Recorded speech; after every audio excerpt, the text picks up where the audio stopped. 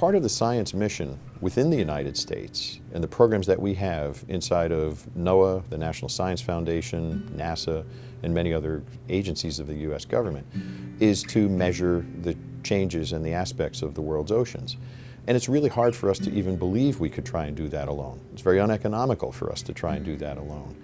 By bringing the information back from ocean observing systems to scientists around the world, we're able to provide for the knowledge of what our weather will be, what our seasons will be, and what type of extremes we'll be exposed to.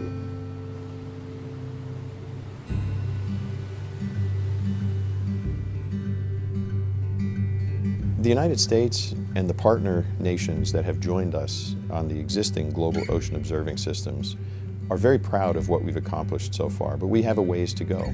And we are looking increasingly at a knowledge of the oceans through these observing systems that I might make a parallel to a medical patient. We care for the oceans, we care about the oceans, and we're trying to measure the changes in the oceans and also the baseline of the oceans. So we have the pulse, we have the respiration, we have the blood pressure of the oceans, but interestingly, we don't yet have that full body X-ray of the world's oceans. Really, we're answering global questions, and we have global partners brought together through the Intergovernmental Oceanographic Commission to join in that undertaking. And the importance of such a body as the IOC in order to bring these different components and delegations together to develop plans, recruit the willing participation, coordinate the cruises and the deployments of these tools that we use in order to measure and monitor the ocean is facilitated by the Intergovernmental Oceanographic Commission. In the mid-1980s, where we began to construct an ocean observing system in the Pacific, we were very early joined by Japan in that undertaking, so two nations teamed together in order to measure the changes in the Pacific Ocean. We were on the hunt for the answer to the various El Nino, La Nina cycles that were being detected. And when these take place, they influence the seasonal weather in the United States, in the middle of the country, on both coasts, and throughout.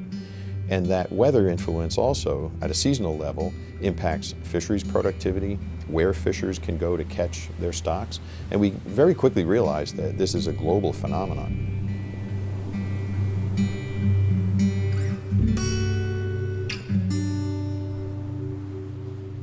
Today we have from satellite 2-kilometer to 5-kilometer resolution of ocean space.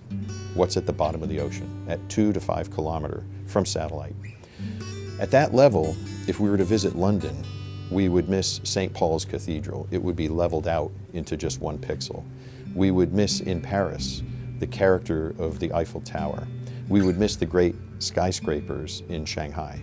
There are features in the ocean that we're not seeing, given our current level of mapping. That's an important objective for us to really understand the totality of the oceans. We're observing it well, and we intend to do better. And we need to map the world's oceans so that we understand the totality of this earthly system. That knowledge is going to help us in fisheries production, in safe marine transportation, in terrestrial weather forecasts, seasonal forecasts, and climate forecasts, each of which will influence the prosperity of our current and future populations.